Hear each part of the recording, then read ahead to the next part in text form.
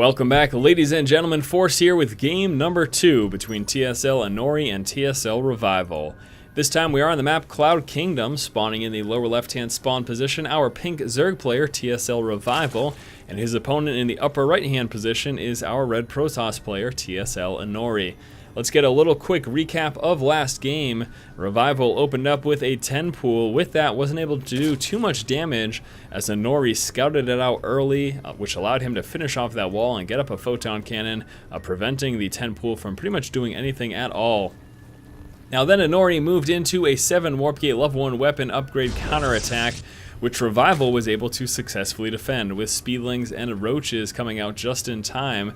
Revival was really able to stop Inori from doing much damage. Sure, he lost a few units, but Inori didn't kill off much at all besides that, and actually ended up coming out behind after that first major engagement. And then from that point forward, it was really just macro focus from both players. We didn't really see a ton of harass, with the exception of Revival pushing against Inori's third a couple of times. No, against his fourth a couple of times. And in those engagements, he was actually able to force the cancel of Inori's Nexus 2 times. And after that, Inori just said, you know what, I'm too far behind, my economy is shot, I don't have any forces, and you are sitting here with Ultras and a few Speedlings, so GG. And that is the recap there of game number 1. Now let's focus here on game numero dos. Starting with a spawning pool, Revival will be opening up with that pool first, which obviously very wise on 2-player maps because you are expecting to deal with this type of probe harass here that we're seeing from Inori. And rather than try to rely on getting a hatch first and stopping this harass from happening, it's better to really just go pool first. It's a lot safer, and it really just makes a lot more sense. Again, specifically on 2-person maps where you know your Protoss player will be in your base very, very early on. We'll be chasing around that probe, trying to get this hatchery down as soon as possible. It does manage to drop that now at about 15 supply there. And yeah, there you have it. Now with this pool finishing, we should be seeing at least a couple of Zerglings come through, as well as that first queen. And the probe will be forced back as a result. It looks like he will be moving into the main, though. It does want to check the extractor timing just to be certain. Oh, it doesn't go all the way in. Wow. I'm a little confused. Why did he not go all the way in? He really should have.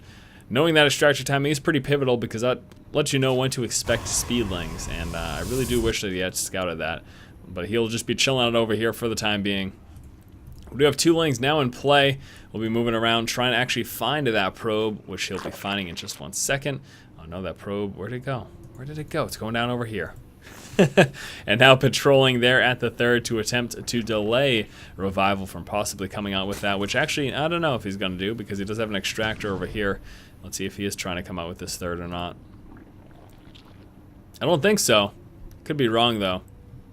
Could be deathly wrong. Looks like I'm deathly wrong. Drone moving down, and Revival will be coming out with a 3rd. The reason I assumed he wasn't was because we saw this extractor so early. And usually you go with no extractor if you're going to be going with a hatch this early. But Revival mixing it up a little bit. This is going to allow him, of course, to get that strong economy, but also come out with that metabolic boost. Now, obviously, in getting this extractor and focusing 3 drones on mining from it, his mineral gathering is going to be a little bit less than what it could be. But still, this allows him to get that metabolic boost, to get those Speedlings in a little bit earlier, and obviously isn't a bad decision. Overlord here spotting the high ground, which Inori cannot see at the moment. That is some good positioning for him.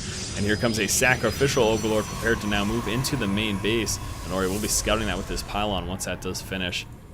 Weapons level 1 upgrade, as well as some Zealots coming through here for Inori. Inori also now working to saturate this expansion. Probe scout from Inori does check and find. Revival has come out with a 3rd hatch here. Metabolic boost now started. Still has the 3 guys on the gas. He's also coming out with an evolution chamber right now. Kind of interesting opening here from Revival.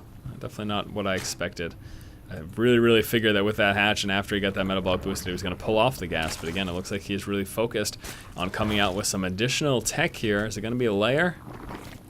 Or will he be going with the weapon upgrade? Let's take a look. Which will it be? Revival do something. There it is. Melee attack level 1.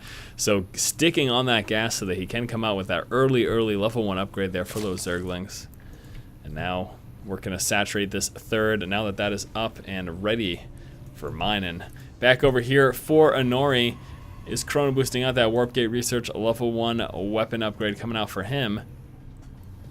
No additional, we do have a few gateways over here. Just 3 though. He's gonna come out with more. Or will he be teching up after these 4 gateways? Should be happening soon, either or. Unless he's gonna push out there with the 4-gate. 4-gate level 1 weapon upgrade push. Looks to be the case. Moving out here with his forces. Stalker, a couple of zealots, and there's the telltale probe that tells you aggression is coming. Because he's using that probe to drop a pylon. Moving forward there with these stalkers and adults. We got 16 links coming out right now. Level 1 melee attack also being researched, although that won't be complete in time for this engagement. But the level 1 weapon upgrades here for Inori are gets us around on the stalker, taking him out very early on.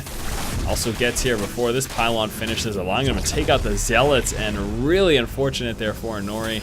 This isn't going to do any damage at all. Let's see though. Zealots will be able to do a bit of damage to those lings. 2 already down though, down to just 2 remaining, and that's it. Inori doing nothing there with that aggression. These past couple of games we saw attempted early aggression from both players, but neither of which has done damage at all. That was really, really bad for Inori. Let's take a look at the resources lost. You can see is just under 600 resources behind his opponent right now. Coming out with a blink research, also 4 more gateways, so we'll be sticking on this gateway heavy tech here. The blink stalkers. Don't really think we'll be seeing Revival push through. He is coming out with that Spire right now, so the layer is finished. And does he have a Baneling Nest in play? I don't believe so. Yeah, that's a no. No Baneling, so just Speedling and Muta here from Revival. Speedling's also checking the expansions. Very smart of Revival. Wants to see if there are any hidden expansions here from Inori. This really isn't the greatest map to hide expansions either, because it is somewhat small. And you see how easy it is for Revival to just quickly get eyes on all of these possible expansion positions. So now he knows Inori is just on these 2 bases. Inori does have, what is it going to be total, 8 gateways here? Yes, indeedy. Yes, indeedy. I said it. 8 gateways here, 8 warp gates. Blink research now finishing. Also, that Robo has just finished right down here, starting out with an Observer. Is he going to get ready for another push? Let's see. Revival is coming out with a 4th base. Inori does appear to be moving into this 3rd position, so we'll be just trying to get an expansion right now. There's the probe. They'll be placing down that Nexus. Spire now finishing here for Revival. We've seen those mutas pretty much immediately. It's going to get, what, around 9 or so? 10? Let's take a look. What is he going to do here? There we go. There's 8 in production. And that's it. Not using up all of his Vespene, just going with these 8. Gonna use that to do some poking and prodding, try to do a little bit of damage, although we won't expect him to do a ton. Overlord that was sitting on the high ground gets spotted by the Observer, allowing Inori to take that out. And now with that blink research complete, Inori is moving out. He is also coming out with that Warp Prism there out of the robotics. Zergling's moving down, looking to see if Inori had expanded, spotting no expansion. This should tell him right now to expect some aggression, and here it comes here from Inori. Muta's now moving out for some counter-aggression. I'm still not certain if he knows that this is coming yet. I don't think he must have spotted it. I'm pretty sure he had a Zergling over there. All right, now Muta's moving into the main, and we'll be trying to do some economic damage. Should be seeing some Stalkers warped in over here to help deal with that. Or not. Here we go, Warp Prism with the rest of the forces here moving out for Inori. Speedling's also moving to the front, unable to work through because there was a full wall off. Muta's still over here doing a bit of damage. Blink Stalkers will be taking out this expansion. Let's take a look at the workers killed. 19 workers killed. Revival doing a lot of economic damage over there. Speedling's unable to work through, although he does kill off. Almost gets this warp gate. And also gets the forge that was placed right over here. Forcing Inori to come out with that again. Inori moving out with his army now. Again, he already took out this hatchery. So we continue to try to push forward. Revival with a ton of spine crawlers is nicely defended over here. That was some decent aggression that he was able to move out with. Speedlings take out the proxy pylon. There's still one over here, though. Speedlings and Muta's moving forward. The Warp Prism turns into that pylon power, warping in a few more Blink Stalkers. He's going to make sure he's all set against the rest of those mutas there. More and more mutas coming out. Level 1, flyer attack almost done. Stalkers moving in this direction as well. Speedlings trying to counterattack again. Blink Stalkers taking out a few of those mutas. Take a look at the resources lost here. They're about even with Inori being a little bit behind. Now with mutas here at the natural expansion, forcing all those workers off the line. Inori's economy is getting hurt right now. That's a lot of mining downtime, just transferring from one base to the other. Warp Prism going to get taken out here. And that was actually some excellent play there from Revival. You notice that he moved out with a counterattack to try to force Inori back just to defend his base, and that was some excellent play there. Again, a nice defensive tactic is to counterattack your opponent and make them make that decision. You know, do I want to stay here and keep moving forward, or should I pull back and defend? And as we saw there, Inori decided to pull back and defend, and that makes it so the Revival is now safe. And we'll be trying to come out with that hatchery again over in this position. Taking another look here at the resources lost, you can see Inori is quite a bit behind. He's coming out right now with the level 2 weapon upgrade, also the Templar Archives, which will allow him to get some Archons and High Templar in play. Baneling Nest coming out here for Revival. A Flyer Attack, a level 2 also coming through. Taking a quick look here at the player's vision. Let's just see if anything else is going on. Yeah, Inori's just really focused on defending himself right now. A little bit behind here in terms of army size. And now Inori finally trying to come out with his third. Could be a bit too late though. There's a lot of mutas in play with 8 more about to come forward. And even with Blink Stalkers, this many mutas is a problem. However, these Stalkers should help force back the rest of these mutas. Doesn't matter, he's got so many mutas. Spieling's moving over here. If there were a Nexus, which there isn't, I think he would have been able to force the cancel in that position. Spieling's now trying to push out front with the mutas engaging from the side. More muta reinforcements coming down. How many does he have right now? 26 in play. That's a lot. Spieling's engaging these Blink Stalkers. Now Muta's going to move directly in and start target firing down those Blink Stalkers while his forces are split. And this just goes to show you, once those Muta numbers get high enough, the Blink Stalkers really aren't that amazing. Get another look at the resources lost. They're about even though. Inori has managed to get things in a little bit of a better position for him. I'm really concerned for his economy right now, though, as Revival does have this Expo up, and he has this hatchery now finished as well. Psionic Storm research is now complete here for Inori. Inori, however, is still just on these 2 bases. Once again, we do have Revival now on a total of 5 bases. That is a major, major issue. We'll take a look at the income right now. You can see Revival is pretty significantly ahead. Will be once again attempting to get his third.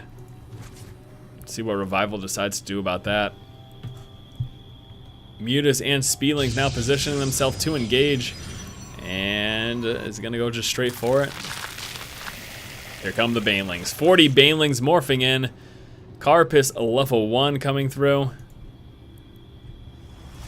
In addition to that, we also have Flyer Carapace level 1. Of course, is the upgrade there for those Mutalisks. He's already got the 2 weapons done. The air-to-ground attack are going to be really effective against those Stalkers with such heavy muta numbers. And look at all those Banelings. My gosh. Here we go, guys. Spielings and Banelings now moving forward, and should be forcing the cancel again. This is a really rough situation. Inori forced to micro back with those Blink Stalkers. Banelings continue to roll forward. The massive splash damage on the Stalkers, allowing the mutas to mop up the rest. And that is everything that Inori has, and there is the GG. Alright, my friends, there you go. Game number 2 going to Revival, and as such, so does the series, as Inori is not able to win a single game here in this series. Once again, we saw Revival just starve his opponent, which allowed him to continue to harass more and more effectively, and then eventually just overwhelm his opponent. Thank you so much for watching. If you like the content, please subscribe, and as always, keep watching and keep owning.